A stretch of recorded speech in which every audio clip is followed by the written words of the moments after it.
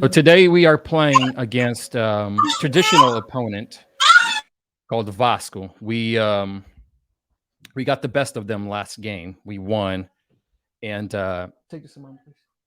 We won 4-0. So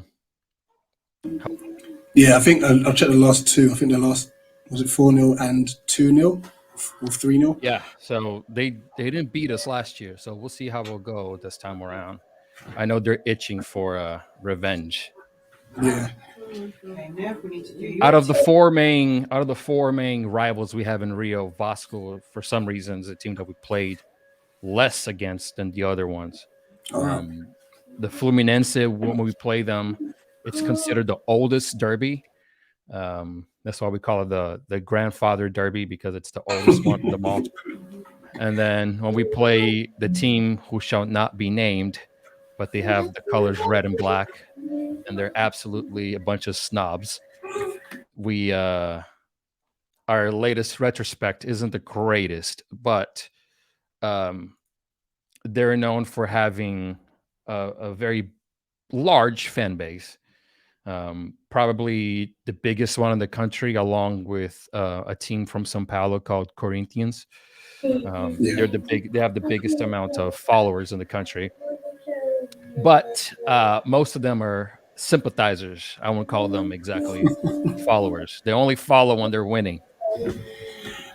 Understandable. We get quite a few clubs down here that you get the fans that are similar. You know, when it's going great, you hear them. When it's not, you don't see them at all. And that is the one thing about the BOTAFOGO supporters, is that it really doesn't matter how bad or how well we're doing. We're always there. So I think that's what sets us apart from the other Rio clubs. And I'm sure there are supporters everywhere from every club that will be there regardless. But the other F team that shall now be named, their fans are known for being plastic fans, and everyone in the country will tell you that. Could even call them glory hunters then, I guess. Glory hunters, yeah. They like to hunt those guys. I mean, they've been doing well lately, so they're a lot more noisy now than they were in the past. All right, so we got a good number of people here. Welcome to you all. There's currently 95 viewers. We are live. Awesome. With Eagle Eyed Football, which is a page from the UK, and they are Crystal Palace fan, as you can tell there by the beautiful shirt. Rich, welcome. Thank you for joining me.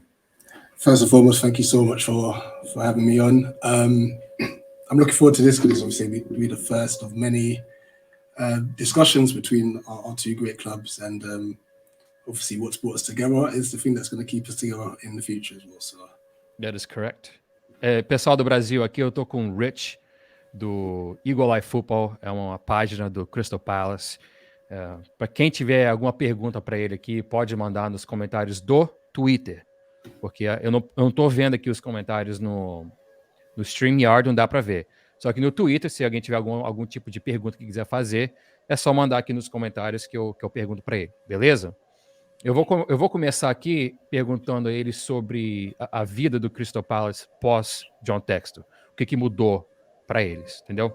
Rich, so I guess I'm going to start with the question is, what changed for Crystal Palace after John Textor? What was the club situation before, and what is the club situation now?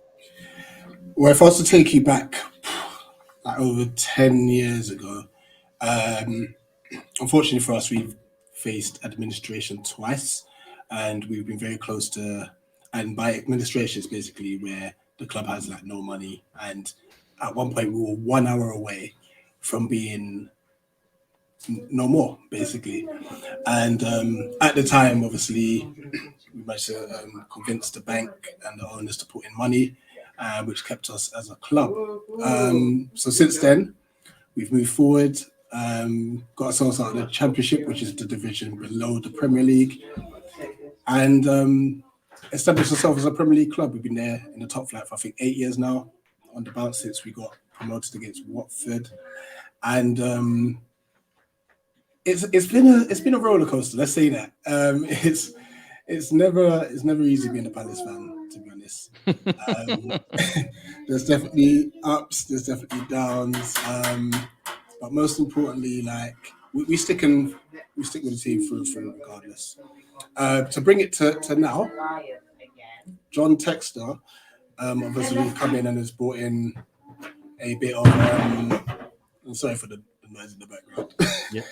um, John Texter's come in and brought in a bit of finances. He's joined our board, you know.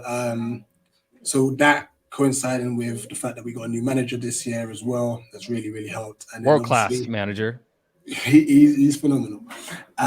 Which is, and then obviously the news broke out that he had been bought BOTAFOGO, and it was like, oh wow, you know. So no, looking forward to like I said, what the future holds for both our clubs. So let me just translate that real quick. No problem. Pessoal, eu perguntei para ele sobre a vida do Crystal Palace após a chegada do John Textor e antes da chegada do John Textor. Ele falou que o clube estava assim prestes a acabar, igual o nosso Botafogo aqui, prestes a falir. E isso tem uns 10 anos mais ou menos. E os torcedores, eles conseguiram convencer o banco a botar dinheiro no clube e conseguiu convencer os donos do clube a botar dinheiro. Aí chegou o John Textor e começou a injetar dinheiro. Eles contrataram o Patrick Vieira, que é um grande jogador, para ser o técnico deles. E agora as coisas mudaram um pouquinho. So before Patrick Vieira, which is world-class player, known worldwide by everybody, who was the manager before Patrick Vieira? So we had Roy Hodgson. Now, okay. We went for a really bad start when we had Frank de Boer as manager, and he was manager for 5 games. We didn't win a game. We didn't score a goal in the first 5 games. He got sacked, and Roy Hodgson came in, and he literally stabilized us. And it got to a place where with Roy, we were consistently staying in the league, but I would say we wouldn't necessarily know what direction we were going. Is it a case where we were just happy to stay in the Premier League, or was we trying to strive to be something more than that? In his last season, I think that's when it kind of got. I think people realized, yeah, I think his time's up. You know, and the telling game was a 7-0 defeat at home to Liverpool. And I think from that moment on, I think everyone was just like, I think Hodgson's time's up, you know. And I think it wasn't so much the fact that we lost 7-0 to Liverpool, because they're a good side. It's the way that we just kind of like stopped playing. Because I believe it was 3-0 at half time, and we just stopped.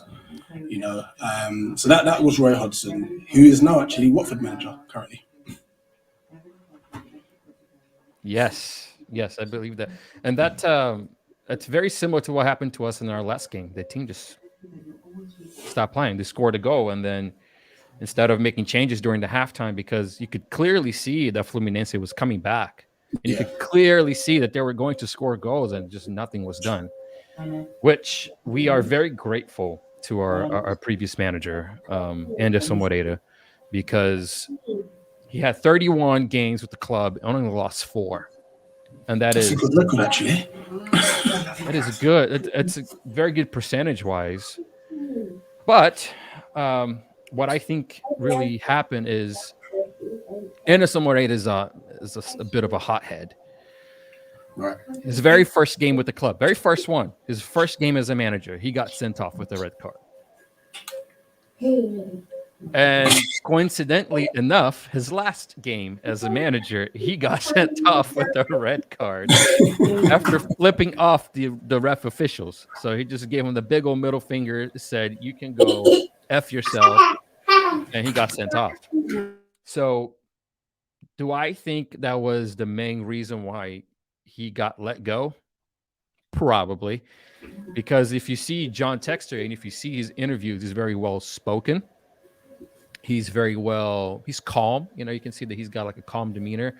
And that just doesn't seem like it fit with the overall vision that he has for all of his clubs. So I think we can expect a new manager announced by the end of the next week. And I really think it's going to be somebody that is on par with the top managers of Right. Brazil and on par, maybe even above, which is what we hope for.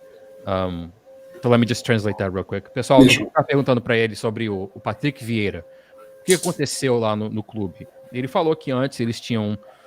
You just say Frank de Boer was the manager? Correct, yeah. Before Hodgson, yeah.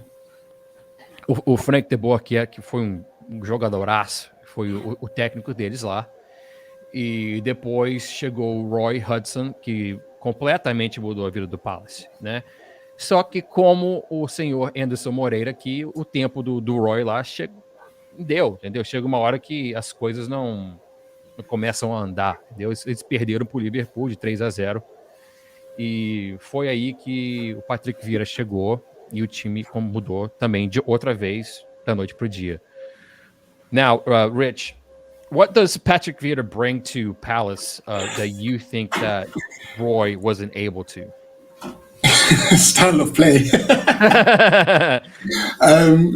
Yeah, under Roy Ball, we literally have our banks. We've got our defensive banks, and we would just hope to hit on the break with Wilfred Saha. To be honest, because he's our most like sort of like a reactive sort of play style. Like you wait for your opponent and you just capitalize on the mistakes. And yeah, but the thing is, we would only realistically create 1 or 2 chances a game. You know, and obviously Wilfred would be our main outlet. Because obviously he's one of the better players. This time round under Patrick Vieira, and this is his first season, we've now become a ball possession team and a ball playing team. And some of the football we're playing at the moment is brilliant. And I know like the fan base is frustrated because we have drawn way too many games. Way too many games we've drawn. And I would say probably 8 or 9 out of the 11 of the draws we should have won. You know, so I guess I understand the frustration with it all. But he's brought a playing style. We are exciting to watch. We're attacking more. We have more possession. We're taking it to some of the better teams as well. Spurs comes to mind. We beat them 3-0, dominated. Man City away, we played really well, beat them 2-0. You know, so we're not... That's a huge result. Yeah, massive result. And so we're not shy to play good football, even against the bigger sides. And then you look at how the club has worked behind the scenes and some of the players we've brought in. It's been amazing. We brought Michael Elise in for like 8 million. You know, so Elise wasn't a academy player. He was bought somewhere. Well, so he was at Reading before he played us. We had inquired about him a year beforehand, and Reading wanted 15 million, I believe, at the time. And then he went into the last year of his contract, and we managed to get him for pretty much half the price. Steal. You know? Yeah, absolute steal. You know, so we've done some good. We made some good signings this summer. Which I think that is something that John Textor brings, which is the scouting. He's very big on that, which we hope that it works for Botafogo as well. So let me just translate what we talked about for a second. Pessoal, eu perguntei para ele o que o Patrick Vieira mudou no Crystal Palace. Ele falou que foi a mentalidade de jogo. O Crystal Palace começou a reter mais a bola, tem a posse de bola, dar passe, atacar, porque antes era como se fosse o time do Anderson, entendeu? Ele ficava ali atrás e jogava por 1, 2 bolas. E o Patrick Vieira mudou essa mentalidade do time. O time agora é mais posse de bola e bate de frente com qualquer um lá. O problema é que o pessoal lá tá meio pé da vida porque o time empata mais do que ganha, só que esses jogos que o time empata, devia ter ganho. Igual a gente passou assim, várias temporadas do Botafogo, a gente empatando, jogo que dava para ganhar, só que não ganhava. Então, mas ele acha que o Patrick Vieira mudou muito e o John ajudou também nessa aquisição do Olise, que é um jogador bem novo e que está fazendo sucesso lá. Now, what is have you guys seen academy players? Have you guys seen academy players come up from the academy into the main team and do well since John Textor took over? So we've had a few that have made our bench. and we're hoping to see a lot more of. Um, so we've had Jezrat Saki. He's a right winger, very very good player. He's come on the. I think he came off the bench against Chelsea in our first game of the league of the season. Since then we haven't seen him, but that's one thing we're hoping for. The same with Teo, our left back. He came on in the FA Cup game against Hartlepool the other day and stuff. He could have scored as well, to be fair to him, you know. So he's been there, but there is a lot of talent, and we built a completely new academy complex, which we're hoping is the foundation for us to filter more youth players into the first team. Because I think the problem we had is that there's so much talent in South London, especially, but then you'll see them getting nicked by like a Chelsea, you know, maybe an Arsenal, even a Manchester United and such, you know. So we're just hoping that now we can keep hold of the talent that's in our catchment area. Gotcha. And that is actually John Texter promoted. Some of the Brazilian press is saying demoted, but it seems like a promotion to me. John Texter promoted our director of the main team, the senior team football. He promoted him to his staff. So instead of being the director for the senior team, he's going to be the director for all of the academy players, which was something that he was doing before he got promoted to the senior management. And he did very good, I believe. Some questionable signings, but overall, good. And he's got a good relationship with the players, which helps a lot. So him, John Texter, and Botafogo's president will go to the Crystal Palace Academy to visit the so what I'm looking for, to visit basically your new training grounds for the academy for the young players, because what they want to do there is what they want to do in Brazil for Botafogo. They want the club to have the best academy in the country, which I don't know how we got so lucky, but there's a lot of Botafogo supporters that are famous, that are in the media, and they have a lot of money. One of them is, interestingly enough, he also works with movies, just like John Texter, and they're brothers, and they have a ton of money, and we have yet to understand why they haven't helped financially, which is not their. They don't have to, you know. But now that John Texter is on board, they seem to be a lot more open to the possibility, and they have started the process of the building of the academy. So now it's just getting them to work together with John Texter. I think it'll be them both combined with both of their monies. I think we will have the best training grounds of not only the academy, but also in the senior team of the entire South America, not just Brazil. No, that'd be awesome. And I mean, for us, obviously, with the equivalent to what you're saying with your director, we have Dougie Freeman, who, honestly, his eye for talent is something else. And his eye to obviously spot talent, get them at a bargain too. You know, he actually goes out himself and goes to watch players, and what he does is he aims to try to get them to be the profile of what the manager would like as well. You know, and we've just building such a great unit behind the scenes, which is allowing our players to express themselves on the pitch, which is exciting. So let me just translate what we talked about, the training grounds. Pessoal, ele falou que John Texel construiu um centro de treinamento lá do Crystal Palace maravilhoso, que eles estão começando a ver o pessoal da base subindo, né, ficando no banco. Ele falou aqui de um ponto direito, de um lateral esquerdo que vieram da base, estão jogando agora no time principal, que é o que a gente quer, que é o que o Botafogo precisa, é fazer caixa com a base. Entendeu? Rich, what I was telling them about the players that are coming up from the academy, which is a great thing because we need to make money also with selling these players. So not only can we, get some, like you said, some players go to Chelsea, some players go to Arsenal, but then they get cut. Doesn't necessarily mean that they're not going to be great players. It's just at the time, for whatever reason, the circumstances, they didn't perform.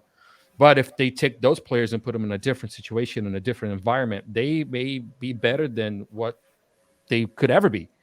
So I think it's a great thing. It happens a lot in Brazil, more than you think. Where you see these players perhaps playing futsal or playing 7v7, and you're like, this guy's great. Why isn't he playing an 11v11? Yeah. Probably didn't have the chance to try out. And this happened with our center attacking mid. His name is Shy. Some of the Botafogo supporters are going to start laughing when I say this, but he was elected the best 7v7 player in the world. Oh, wow. So we're talking about, instead of 11v11, 7v7, a smaller field, and he was elected best in the world. So he made a transition to regular size football at the age of 28. And I think at the age of 29, 30, we signed him. And he was a key player in helping us get promoted back to the elite, because him and our number 9 that got transferred to Palmeiras, which played Chelsea yesterday in the World Cup club final, which I'm going to ask you about that in a little bit. Those two guys were the two guys of the season last season. If it wasn't for them two, we wouldn't have gotten promoted. Right. I really don't think so. It was them two plus Anderson Moreira, the manager, which did a fantastic job. But let me ask you about this, because in Brazil, when it comes to the World Cup of clubs, it's a huge deal. If a Brazilian club wins the World Cup of clubs, it is bragging rights for the rest of that club's life. It is like, okay, so you won a Brazilian Cup or you won a Brazilian championship, but how many world titles do you have? Yeah. But I feel like in England, or really in Europe as a whole, you guys don't really seem to care about that tournament. Why is that? Good question. Good question.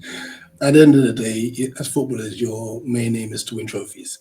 And in all honesty, I think it's part of the reason. I think it's the amount of money that players make in Europe.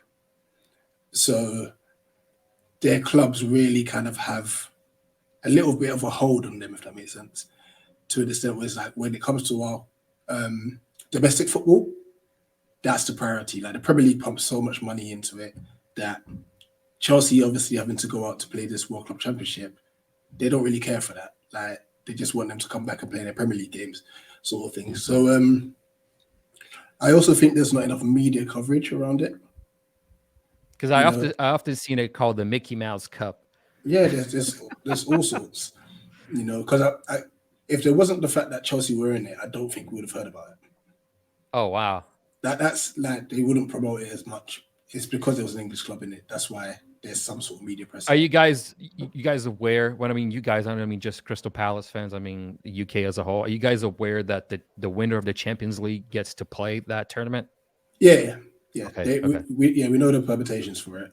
Because it just seems like the tournament, it's almost like frowned upon if you play it. Yeah, and this is what I was talking about, because what has happened, I think this all stemmed from even back in, was it 99, after Manchester United won the Champions League. They took themselves out of the FA Cup to go and play the World Club Championship, and I think since then it's been frowned upon, because obviously the Premier League is meant to be, and the FA Cup is meant to be the be-all and end-all. Now, sure. The FA Cup is a great domestic tournament. It is a really, really good tournament. So for a big club like Manchester United at the time to say, we're not playing in the competition, we're going to go and do the World Club Championship instead, I think that really took away the Premier League, and even like many other, like the UK supporters, their love for that tournament in itself. Let me just translate before it gets too much and I can't remember it all. So, pessoal, eu tava falando aqui com ele, por que na Europa e na Inglaterra eles não dão valor pro Mundial? E ele falou que lá eles nem ligam pro Mundial. Para eles, tanto faz se o time ganhou, se não ganhou.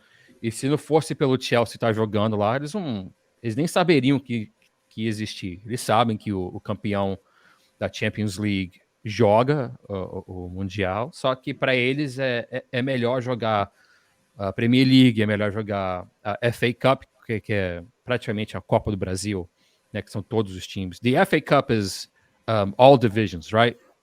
Yeah, correct. Okay. Even down to non-league as well. Non-league. So it's just like the Brazilian Cup. It's all leagues, even teams that are not ranked. Yeah. They all play. Okay. So, então a FA Cup é a mesma coisa que a Copa do Brasil. Para eles é muito melhor jogar a FA Cup e ganhar do que jogar o Mundial e ganhar. Que para eles chamam de troféu Mickey Mouse, entendeu? É uma coisa que não faz sentido. E esse ressentimento, esse feeling que eles têm ali é por causa. Ele acha que é por causa que o Manchester United, em 1999, preferiu não jogar a FA Cup e jogar o Mundial. Então, acho que ele acha que depois disso começou a ter uma conotação negativa, entendeu? Eles não prestam muita atenção. Okay, so if you had to put Crystal Palace on par with not only the other London teams, but as far as the Premier League as a whole, without bias, where would you put Crystal Palace if you had to, in terms of tradition, in terms of how successful the club is in acquiring fans and new fans? If you had to take a look from the outside in, what would you say Crystal Palace ranks? We're the best fans in the world. We're definitely the best fans. All right, without bias.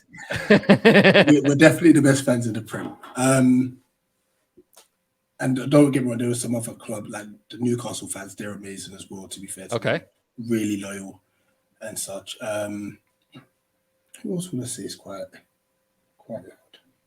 What is the how are teams like Manchester City? Because you just said that Newcastle, their fans are great.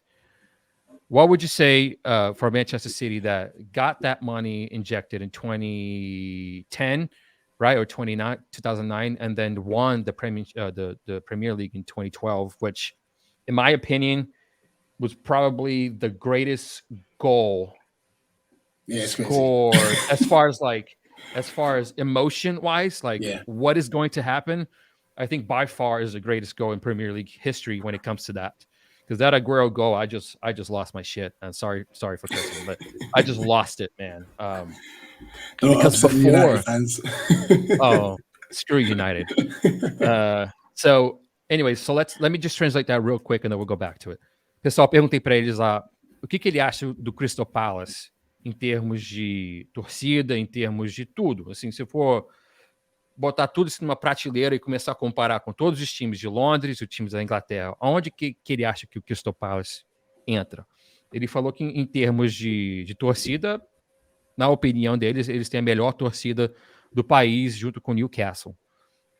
Rich, Newcastle is sort of an older traditional club that hasn't seen glory days as of lately, correct? Yeah, I mean, I don't even know when the last time they won anything, to be honest, but they always used to be a team that competed, especially like in the 95, 96, 97 and such. And then unfortunately they got taken over by a guy called Mike Ashley, and it was like the beginning of the end for that club. He's now out. They've now got new Saudi owners, I believe they're Saudi. So they've just got like a crazy injection of money. I think they're worth like 430 something billion or something. I saw the memes of Ronaldo, Messi, Mbappe, Haaland. So hopefully for Newcastle fans, they're hoping to stay in the division, because then they could push on from then. Because they're just now starting to make some impactful signings, correct? Yeah, and they've just got themselves out of the relegation zone as well, because they beat Villa today. If they were to go down with all this money, it could be a bit mad. We're going to laughing stock of the whole country. Yeah, 100%. Yeah, okay. So going back to, let's just say London, right? Because in Brazil, when we talk about local teams, every state has their major teams. Like in Rio, it's Vasco, Botafogo, Fluminense, Flamengo, the team who shall not be named.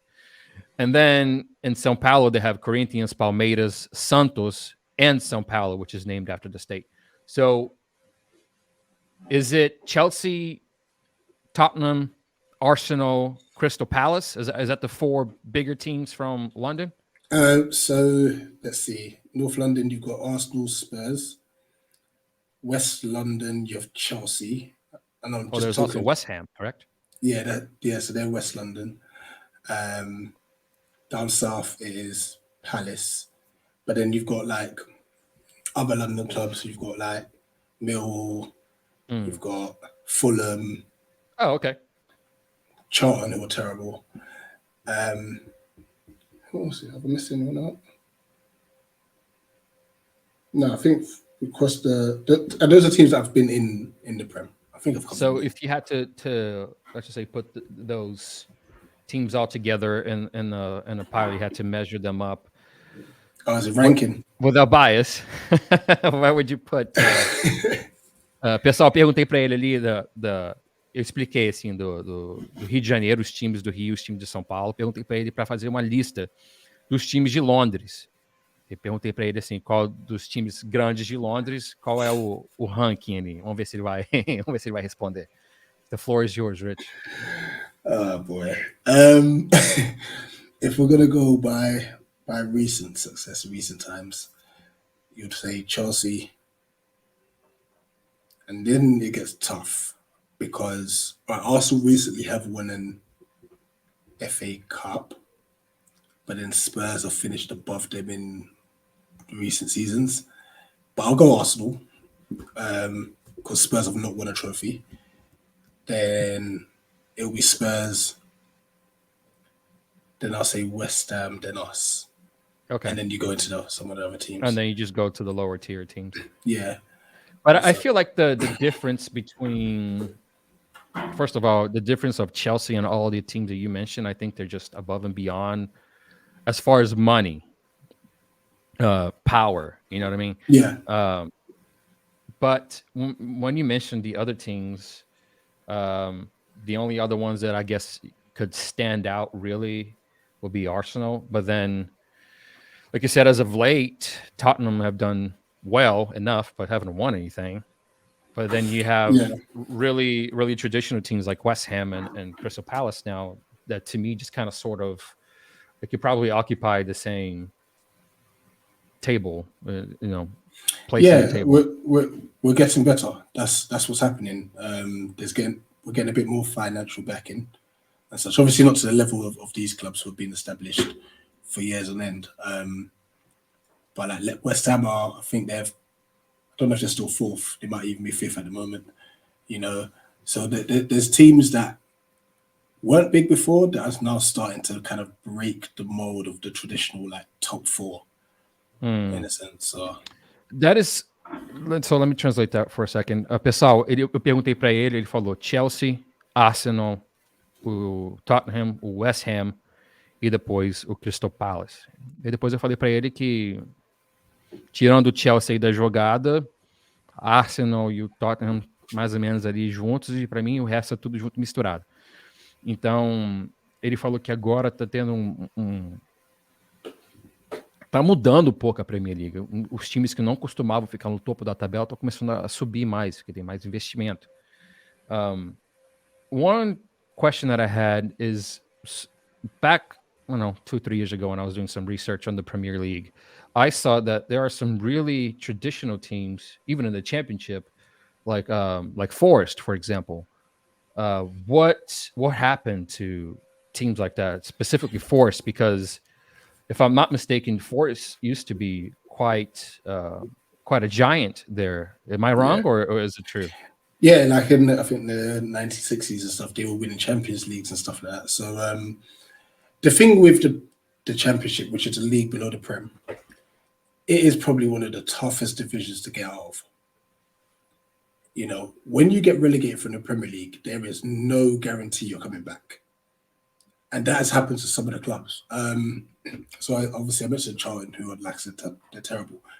They got relegated, and since they got relegated, they've just kept falling. They're now currently in League One, I believe. Which is the third tier, right? Third tier. And they're struggling in that. The last time I checked, Derby County. Yeah. They went down. Who else did I mention? So Charlton seems like they're the Fluminense of the bunch. So that's what I mean. It's so the only teams that have gone down that are kind of like a yo-yo, you get like the Watfords, Norwich, West Brom.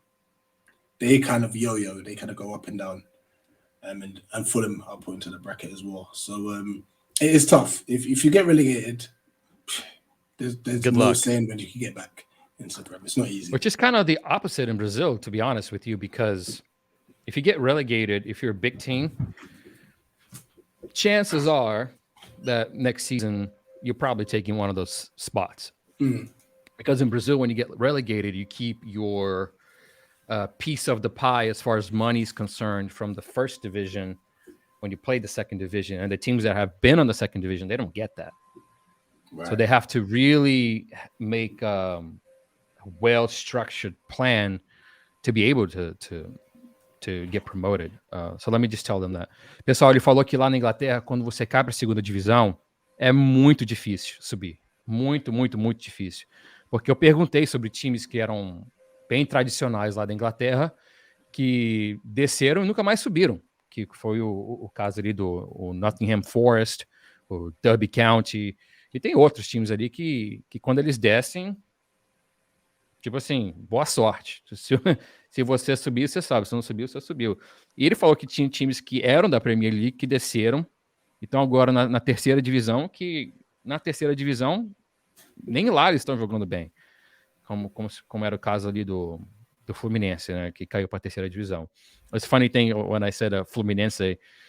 So what happened with them and why they are the laughing stock of not only the state, more of the state than the whole country, is that they were relegated. They played, let's just say, the championship. Yeah. They were relegated from the championship to play the, was it League One? First League? So, yeah. Premier League, Championship, League One, League Two.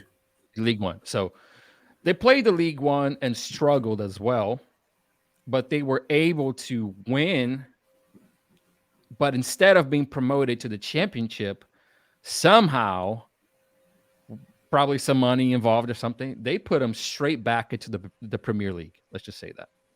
They skipped the entire championship and just got put back in the top tier. Whoa.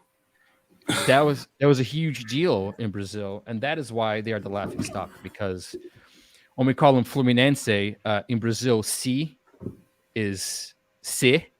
So Fluminense, so we take out the SE and just put the C at the end of their name, so it's Fluminense. Right. Because they got in the third below division, and it will be forever something that we will make fun of them for. Which team lost out because of it? I don't remember, to be honest with you. I almost want to say that it had an extra team, and that extra team was Fluminense. Gotcha. I don't remember the circumstances. I was kind of little, but it's ridiculous. That's crazy. So when we got relegated to the Serie B, the B, every time we got relegated, we came back on the field. There was no help elsewhere. There's nothing like that. We won it twice, and then one time we were second place. So sometimes I like to make fun of us because of that, because I think they have more national titles than us, but nothing is more embarrassing than falling down to the C tier division, the third tier division, and then getting help to go back on. That is just ridiculous, in my opinion. Has something ever happened like that in Premier League football? Not that I'm aware of. Okay. Not that I'm aware of. And hopefully, if it has happened, someone please correct me. But in my lifetime, I'm not aware of it. That's mad. Pessoal, eu perguntei para ele, eu falei do caso do Fluminense, que caiu para a terceira divisão e subiu para a primeira, assim, sem jogar a segunda divisão. Ele falou que ele nunca ouviu falar disso lá na Inglaterra. Ele não lembra se aconteceu um caso desse. Now, Rich, what kind of questions you have for me and for us here, the Botafogo supporters, that Palace fans seem to be really curious about? Let's start off with your thoughts on the takeover from John Textor. Pessoal, perguntei para ele o que ele acha, qual o tipo de pergunta que ele tem sobre o Botafogo, né? Ele perguntou o que a gente está achando desse novo dono, John Textor. Well, we think that John Textor is kind of a blessing, really, because much like Crystal Palace, we struggled for a long time. A lot of bad financial decisions. It seems like I'm telling you the history of Crystal Palace, right? Really bad financial decisions. We would get managers that would play a reactive game rather than an active game, possession-based, attacking-based football. We just didn't play that. We would have some, outlier years that we would do really well. We actually went to like the Champions League of South America, which is a Libertadores Cup. And we went all the way up to the semifinal, in which a lot of Botafogo fans, even Grêmio fans, which is another Brazilian team that we played against and lost, they even said that we should have won that game because we had some calls that weren't called for us, a penalty that wasn't called and stuff like that. And we just completely dominated them at their home on the second game. And they won by 1 goal, and then they moved on and won the Libertadores, which we were quite sure that if that would have been us, we would have won as well. Just because the level of the teams on the other side of the bracket weren't as high. And then the very next year, we got relegated, or a couple of years after that, 2019. So had good years. We win state tournaments. So I guess there's no such thing as state tournaments in UK, right? No. Okay, so basically what would be is all of the London teams, every single one of them, even the ones that are not ranked, they all play on a tournament. It's like a preseason tournament, basically. And then the winner of that is the winner. Yeah, I guess the closest thing for us then is, I believe it's the Johnson Paint Trophy. I think that's what it's called, where the north of the UK do like a tournament, and then the south of the UK do a tournament. I think that, but that doesn't include the Premiership or Championship teams, I believe. I think it's just League 1 and 2. Pessoal, eu falei para ele aqui que no Brasil tem torneios estaduais, né? São Paulo, Rio e tal. Ele falou que lá não existe esse tipo de torneio. Tem um torneio lá que é o sul da Inglaterra e o norte da Inglaterra, só que nada assim como o estadual. So the state championships, when we play, it's all of these teams, and then the winner gets bragging rights, yada yada, whatever. I'm sorry, I lost my train of thought. Where was I leading with that again? Talking about the state championships, you getting robbed against Gremio. Yeah, so basically, we've done well. We've won state championships. There was one particular one that is Botafogo fans really took a liking to, which is a 2010 one that we played against our biggest rival and won with a penalty that's like the Panenka penalty, the chip shot right in the middle. The keeper went one way and the ball went right in the middle. And then they had a penalty for them, which was Adriano, Adriano from Inter Milan. Adriano, yes. And he took the penalty and our keeper saved it. And that was all in the same match. So it was like a really special match to win, because in the previous years, we got completely screwed by the referees against them. Right. We lost 3 years in a row, and it was a match that we were just, enough is enough sort of thing, and then we won. And out of that game alone, the guy that took that penalty, which we'll call him, his name is Sebastian Abreu, but they call him Loco Abreu, Crazy Abreu, because he is crazy. And Jefferson, which is the goalkeeper, which is amazing goalkeeper, one of the best goalkeepers to ever come out of the country in the last 20, 30 years. He was actually on the way to Tottenham, but he refused the offer and decided to stay because we had been relegated, and he wanted to stay to help the team come back up. And he just never left the team after that. So he's a club legend right now. So the fact that we have John Textor on our side, not only as a part owner, he is the owner. There's nobody else. So we feel like because he is the owner and because he took such a daunting task. I mean, if you had to ask me the same question about where would I put the club, you know, if I'm talking in terms of tradition, top 2 in the country. Yeah. Botafogo and Santos, top 2. Okay, thank you. Botafogo and Santos are the top 2. You know what I mean? And then you can say teams like Corinthians and Flamengo and stuff. They're also up there. Flamengo mostly really after the 80s. But tradition, there's no bigger team than Botafogo and Santos. None. It doesn't matter what you want to argue. It doesn't matter. That's just it. So for us to have such a huge team, if for John Textor to admit when he was looking to buy clubs, he was looking to buy clubs that were much smaller. But once he found out that we were for sale, he was like, wait, what do you mean Botafogo's for sale? Like, yeah, I can't own a club like that. So the fact that he understands how big the club is and the fact that he understands what the club needs, we really are happy that he's on board. Now we're just waiting. You know, you guys are a few months ahead of us as far as ownership wise. Yeah. But we're just waiting and hopefully it has a happy ending. Pessoal, ele perguntou para mim o que achei do John Textor, né?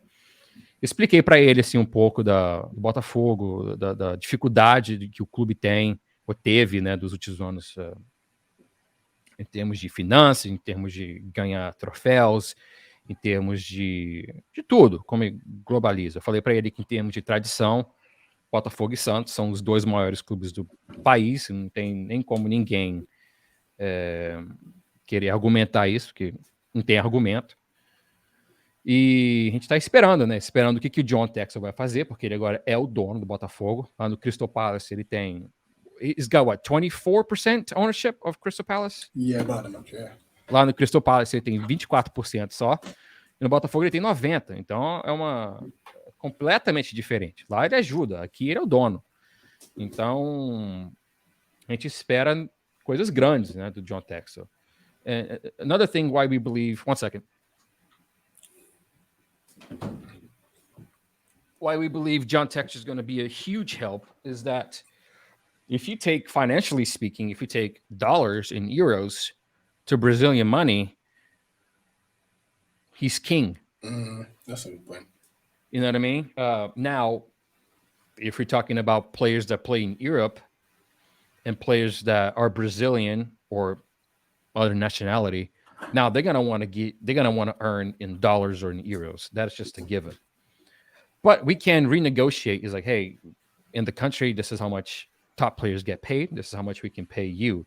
And I think John Textor is probably going to offer the players that are really worth it more or less above that ceiling. Yeah. Just to be able to bring him back.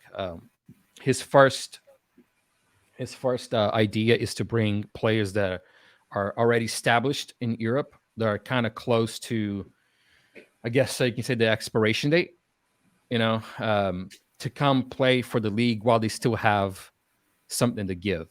Okay. Just bringing a bit more experience.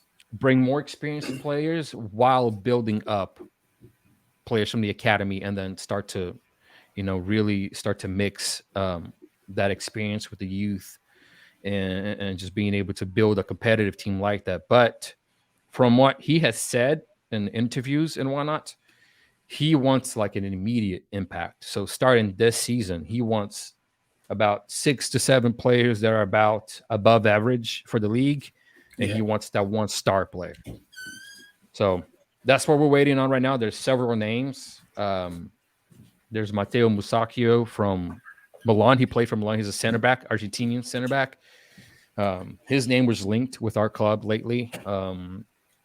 There's a player from Brazil that now plays for the Chinese national team. His name is Elkison. He wants to come back, but there's a really bad habit in Brazil of players that come back to the team after they've gone big and after they've given all that they had to give elsewhere. Yeah. And then they come back and cruise along. We don't know if that's the case with Elkison. He's 31. So I think he still has something left to give. But the fact that he was playing in the Chinese league, a lot of Brazilian fans view the Chinese league as nothing great. Mostly, I think, because they don't follow. But the Chinese league does have some interesting names in their league, and the level of competition. Money talks. Because exactly. So I don't feel like they are a bad league per se, but they do have quality players there. And you see the case of Hulk that was playing there. He came to Brazil. He came to Brazil to play for Atlético Mineiro, which won the National League, and Hulk was the star of the team. So if that is any sort of basis for how Elkison is going to do, then that is a good basis. But then again, we don't know. Pessoal, eu estava falando com ele aqui que muitas vezes o povo brasileiro não sabe muito da Liga Chinesa, que estava falando sobre reforços. E falei do Elkison, e falei também do Hulk, que a gente não sabe como esses caras estão jogando lá, só que o Hulk veio para o Brasil e acabou com o campeonato. O Hulk foi o craque do campeonato quase, né? E então a gente acha que se o Elkison vier, talvez, não sei se vai corresponder, né? What is your view on the Chinese league? Is it just money? Obviously, most of it is money. But how do you think of their level now? Is this something that you guys over there in the UK remotely talk about? Not really. No. I mean, like I said, I think what hasn't helped them is that we've had players go over to China on ridiculous salary. Oscar's a prime example. He was a centre midfielder for Chelsea, attacking midfielder, technically very gifted player. And I'm sure he was only like 26 or so. I don't even know if he was that old. And he went to Chinese Super League. And it was just like, this is the money move. Who is this? Oscar. Oh, yeah. Of course, Oscar. It was a money move. Oh, yeah. Yeah, because he was young when he went there. Yeah, this is it. Yeah. I mean, obviously, there's been numerous other players, like Hulk you mentioned. I think Solomon Kalou went for a bit. Botafogo fans do not have a very good memory of Solomon Kalou because he came over here, which is another thing that I'm telling you. We grabbed these really players that are really almost on their way out to play over here. Solomon Kalou came as almost like a star, right? Because he is an international star, but he did not deliver. He everything that he would try, he would just nothing. I don't think he scored a single goal for us. He looked slow. He looked out of pace. He just looked like he just didn't want to play. Like he just didn't want to be. I mean, he wanted to be there, but it doesn't seem like he was like physically, ready for the league because the Brazilian league is very demanding. Right. I don't know if you guys are aware. Sometimes a team will play on a Sunday, then they play on a Wednesday, and they play on a Sunday again. It's a lot of games.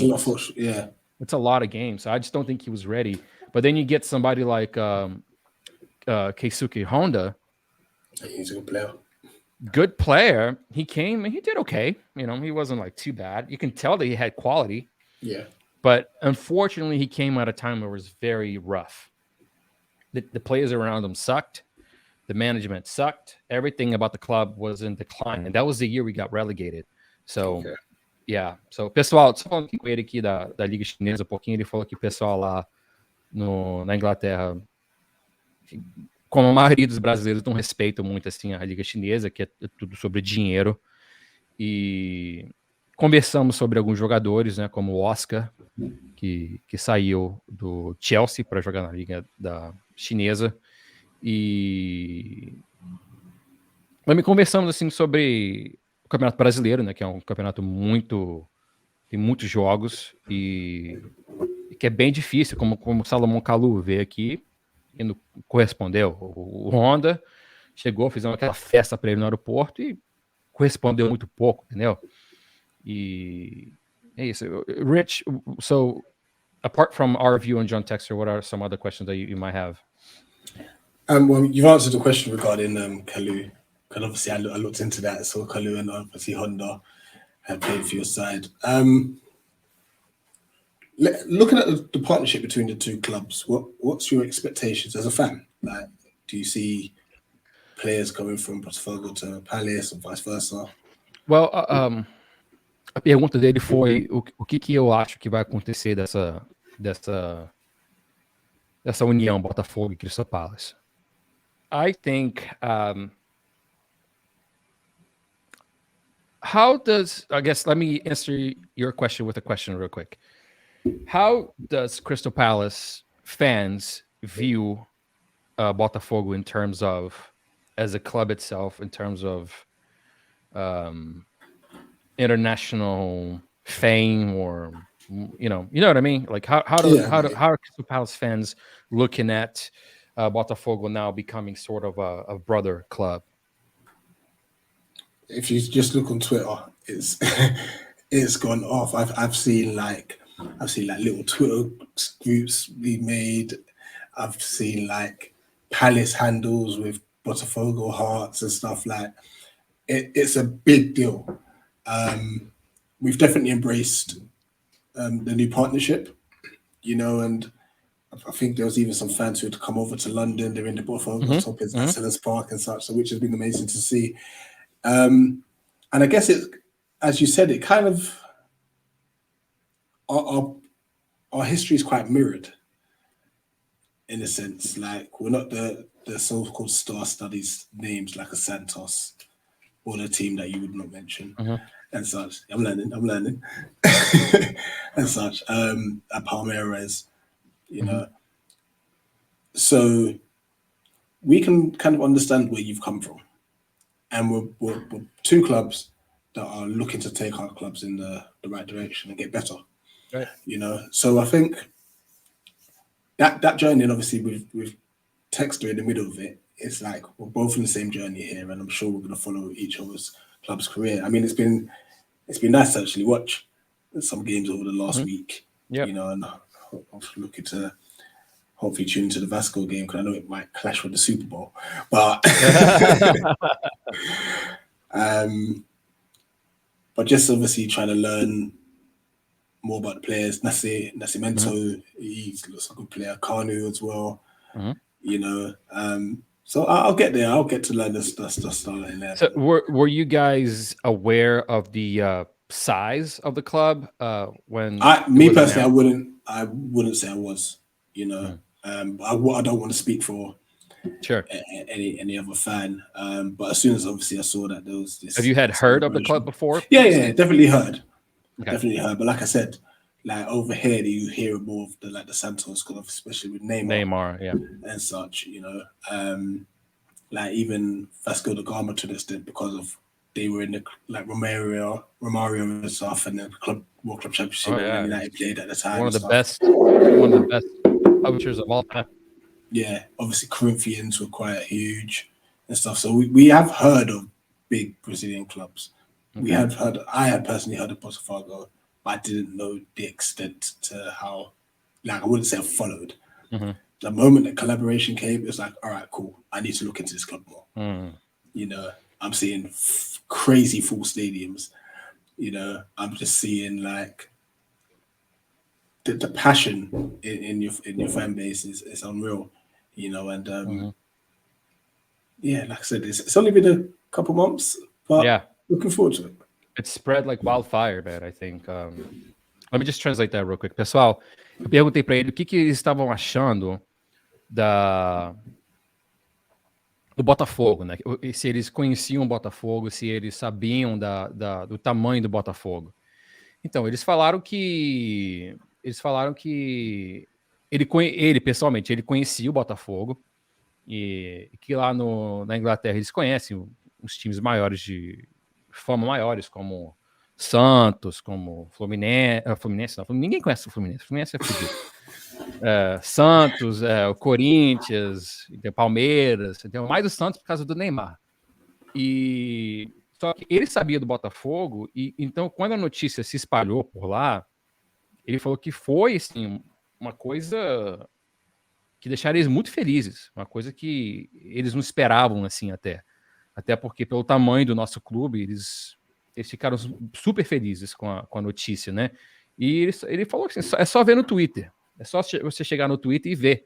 Tem vários torcedores do Palace com o escudo do Botafogo, comentando nas fotos, comentando nos jogos, assistindo jogos e tal. Então está sendo muito positivo isso. Eles veem essa parceria muito positiva. Rich, I think a lot of the Botafogo supporters here, we also see this partnership as a very positive partnership because it puts us kind of back in the international eye. You know, Botafogo is famously known for being the base of the Brazilian national team for the first 3 world titles. And I think, I want to say 9 out of the 11 starters of the Brazilian national team and during their glory days were Botafogo players, with the exception of Pele, of course. Yeah. So this is what I'm saying. As far as tradition, as far as club size, there's nothing bigger than Botafogo and Santos in Brazil. Now, so it's been like that. Even in the second world title, where Pele ended up getting hurt.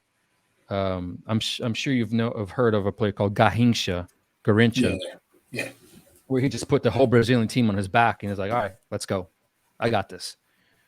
And just imagine if Garrincha wasn't actually physically disabled. I don't know if you actually knew that. Oh, no, I didn't. Garrincha was physically disabled. Oh, wow. One of his legs was 6 centimeters shorter than the other. You couldn't tell when he played.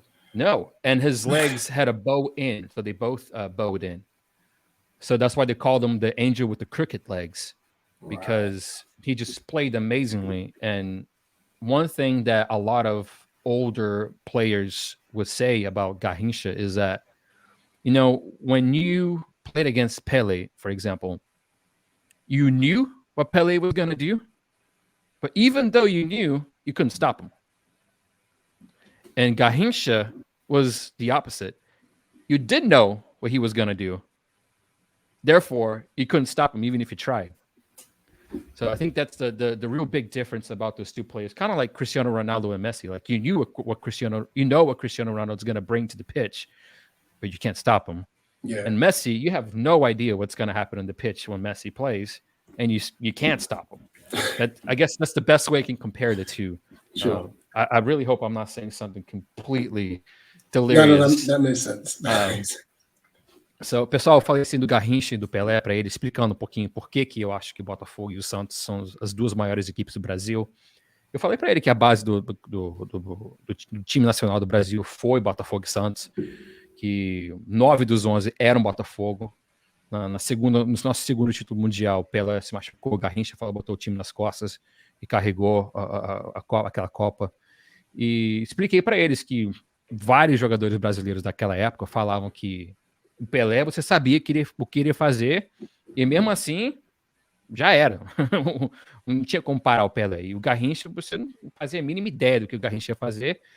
E ele tinha aquela jogadinha dele assim na ponta, só que mesmo assim você não conseguia parar o cara. Então, só dando para ele assim só para comparar um pouquinho, né? E so, Rich, I think what Botafogo fans really want to see from this partnership with Crystal Palace is, one, I don't want to say take advantage, but taking advantage of the Crystal Palace is restructuring to say, hey, this is what the new owner is doing there. Well, we hope he does the same thing here. Right. Gotcha. And then 2 is that we really want to kind of go back to the glory days and having a club like Crystal Palace in the Premier League, to where we can do friendly games, to where we can go there, Spot you on. guys can go here, we can Yeah. exchange players. I think that is just absolutely We are huge. already hoping that happens in preseason. That is just absolutely huge for. And we will welcome you guys with open arms down there, and vice versa. I'm I sure. think it'll be really cool to do, 1 year a match over there, 1 year a match in Brazil, Yeah. or perhaps find a common. I think probably the least popular to meet, like let's say in Florida, where John Texter lives, both clubs in Florida. I don't Yeah. know. I think it would be better if we went to England and then you guys came to I think Brazil. so, yeah. But anything's possible. Maybe he wants to pick a neutral place that both fans can go to. But we are really hoping. One funny thing that Botafogo supporters talk a lot about a lot is that I was like, man, we hope that Crystal Palace fans don't think that they're just gonna take all of our players and they'll just get Mateus Nascimento for free, And I don't think that's John Texter's plan, because No. you guys have your own thing going on over there. Obviously, if John, at the end of the day, John Texter wants the club to do well by earning titles, Yeah. and producing players, because those are the three ways that you're going to make money. And he's got a lot of money to make, because not only did he buy the club for 400 million, but the club already had a 1 billion in debt. So he bought the club for 1.4 billion because he took over that debt. You know what I'm saying? So he needs to very professionally address the debt, and he needs to produce players and win titles, because that's how you get money. Pessoal, eu falei aqui para ele que é no melhor interesse do John Textor fazer um time bom para ganhar dinheiro, porque a única maneira que ele vai ganhar dinheiro com o Botafogo é jogando bem, ganhando títulos e revelando jogadores, igual o Matheus Nascimento. E eu falei para ele que aqui alguns torcedores do Botafogo, eles pensam assim, pô, espero que os torcedores do Crystal Palace não acham que eles vão receber os nossos jogadores de graça, porque não vai ser bem assim. Porque eles lá no Crystal Palace, eles têm uma coisa lá acontecendo com eles, né? E a gente tem a nossa própria coisa aqui. Então, ele até riu quando eu falei isso, né? Is that something that you guys think that maybe some... because I actually saw a couple of comments on Twitter once the Mateus Nascimento backheel goal was spreading like wildfire. One of the guys, one of the Crystal Palace fans was like, oh yeah, he's coming over here for pennies. And I'm like, hold on a second. That ain't gonna happen. Hold on. Not for pennies. Yeah, you're gonna he can go there, but show me the money, That's one. Yeah, you get some fans that will come up with outlandish statements and comments and stuff. But yeah, it will definitely. But this is good to address, because you are a Crystal Palace fan and you know what's going on, because you're very well informed. So just to give the Brazilian fans a peace of mind. Peace of mind. Like, we're not going to lose Canu. We're not going to lose Matheus Nascimento. Worry. Pessoal, ele falou aqui para não se preocupar que a coisa não vai ser bem assim, né? Eles não vão lá pegar o Matheus Nascimento e o Canu levar de graça. Because there is a big fear of us, because due to very poor management, we have lost so many good players for free. I mean, they just walked out of the club for free when during the contract, they were worth millions. The latest one was our number 9, Rafael Navarro, which, like I said, he was a top scorer of the club last year, which helped the club come up. He was an academy player. He himself is a Botafogo supporter, which he's already said that publicly. But when it came to renewing the contract, it wasn't until he was doing well that the club like, hey, wait, hold on. Stay over here. We want you here. But then by that time, it was too late. Because the player felt like he wasn't being appreciated. Yeah, he wasn't being appreciated. So then his agent, right, at the end of the day, he hires the person to make the decisions for him based on what is going to be best for his career. The agent went and signed him for Palmeiras, which was in the final of the World Cup of Clubs. So again, in Brazil, is a huge deal. So this guy just came up from being promoted back to the elite division in a club that was almost drowning to playing for one of the bigger clubs currently in the country, winning titles, to playing in the final against Conte. How are you going to, you know what I mean? Hey, do you want to stay? Do you want to stay over here and play against Fluminense, or do you want to go over there and play against Conte and Rudiger and whatever? This is it. I mean, like I said, I don't think the Botafogo fans need to worry. I feel like as we're building, you're going to build too. You know, Exactly. And I don't think it'll be a sabotage where it's like, oh, listen, let's just take your best players. No, if anything, what would happen is maybe some of the younger players or the up and coming players we may switch on both sides. I think it'd be really, really awesome if you guys got like some sort of prospect that started on your academy and send them overseas, and we do the same thing, like a complete exchange, one season.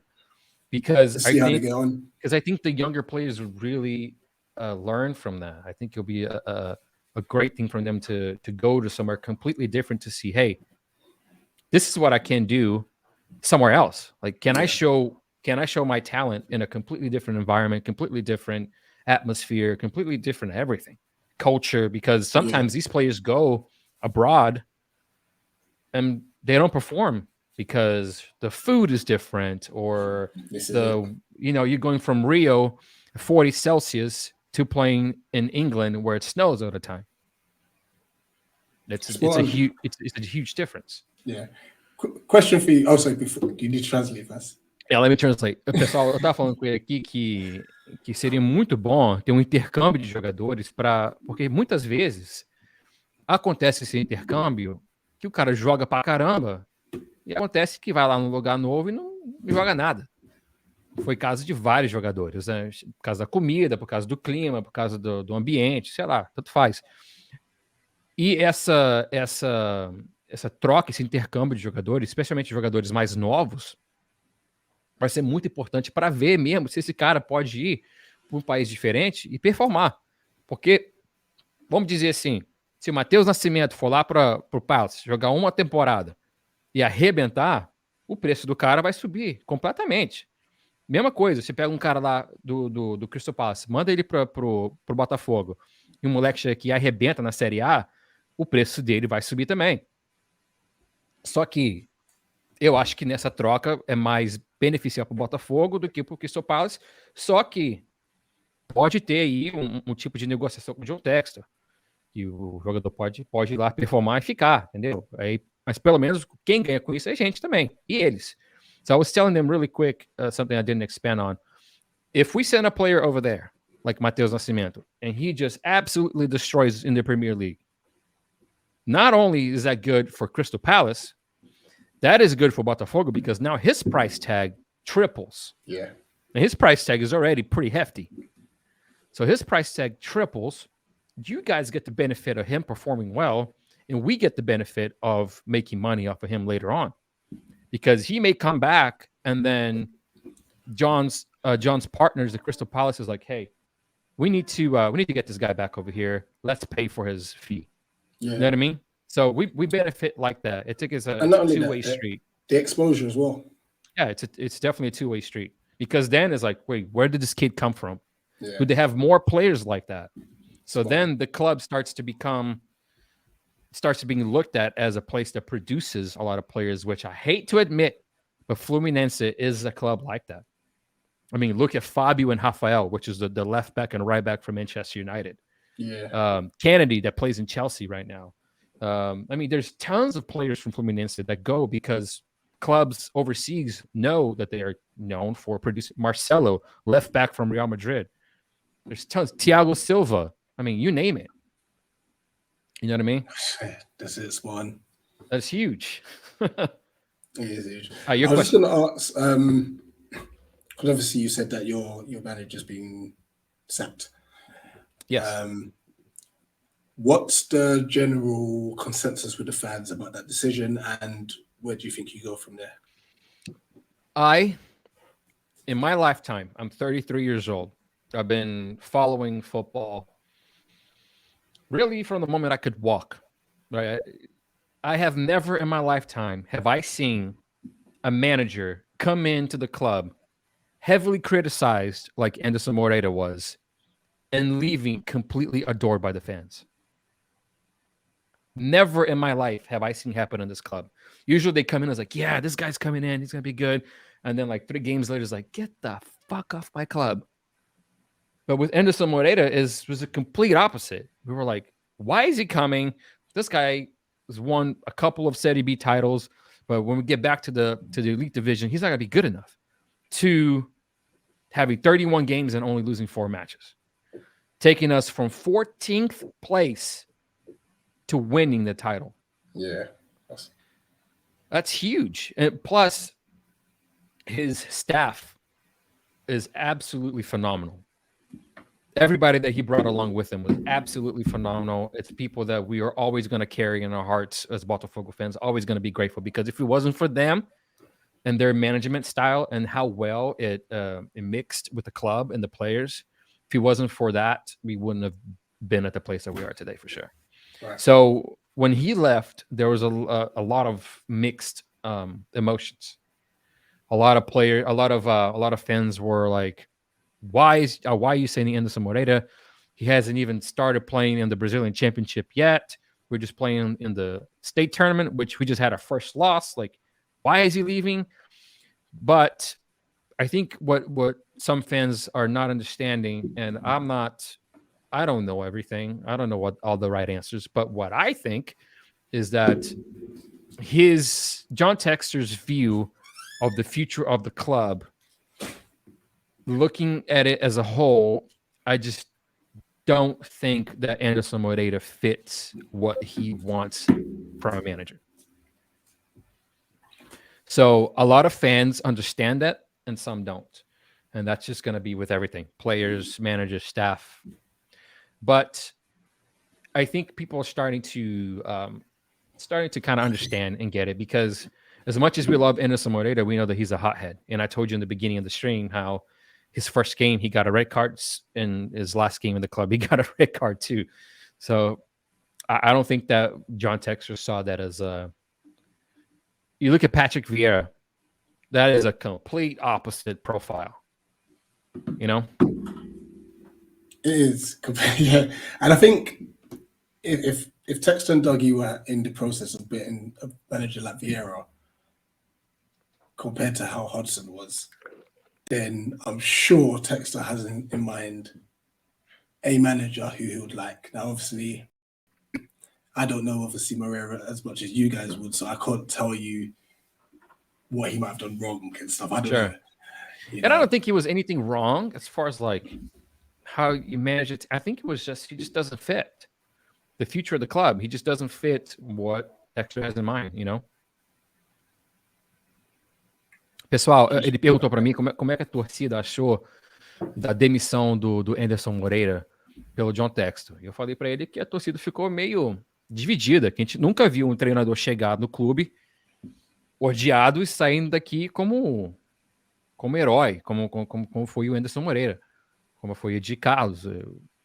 Toda a comissão técnica dele, acho que não tem nenhum torcedor do Botafogo que vai falar que o Anderson não foi importante, né, no título da Série B, porque foi. E só que eu acho, né, eu não sou dono da verdade, não sei, não converso com o John Textor, mas eu acho que o Anderson Moreira não se encaixa no perfil de técnico que o John Textor quer. Então, igual ele falou aqui, agora eles têm lá o Patrick Vieira, antes eles tinham o Roy Hodgson, que são técnicos completamente diferentes. Então, eu acho que o John quer fazer a mesma coisa no Botafogo que ele fez no Crystal Palace, que é botar um cara que tenha a mentalidade, que tenha as mesmas ambições que ele, entendeu? Yeah, I think it also has to do with ambition. You know, he probably wants first of all, he wants the club to start to participate in international competitions again. So having a manager with international resume experience is great. So we're looking at a Portuguese manager that is currently in Qatar, but he was managing a bigger club. I don't remember what the club was now. I can't recall, but very possession-based manager like Vieira, and using every single player. Everybody touches the ball. Everybody distributes the ball. You know, just like that one goal Crystal Palace had that was touch against the seaweeds. You know, everyone touched the ball. Yeah, their team didn't even touch the ball, and you guys scored a goal. So I think that's more or less the profile of the manager that John Textor is looking for. Yeah, for sure. All right, do you want to call it? We've been on for about a minute, an hour and a half. Yeah, no, it's been fun, and I'm sure obviously as the season goes on, we'll learn more and more about each other's clubs. Definitely. Well. I'll StreamYard saves these broadcasts, so I will put some. Even if you want to get some of these clips and put it on your channel, and I'll get some of my clips and put it on the channel, we can definitely do that too. Awesome. Pessoal, nós vamos terminar a live aqui, porque daqui a pouco tem o fogão, né? Daqui 1h30, se você quiser se preparar aí, o churrasquinho, a cervejinha para você tomar aí, você tem tempo suficiente para fazer. Quero agradecer aqui a audiência de todos. Foi uma coisa muito legal, a gente vai fazer isso aqui de novo, né? Várias vezes, porque é bom também para nós aqui do Brasil ter essa interação mais de perto com os torcedores do Palace, né? Quero agradecer o Rich. Thank you, Rich, so much for accepting the invitation. We will do this again, man. Absolutely. And you're gonna have to come do the away leg. Come over to our channel. I would love to go over there and meet up with you guys. Have some proper fish and chips, and because over here is just absolutely disgusting. Sorry. All right, guys. Rich, stay on for a second. We'll see you guys later.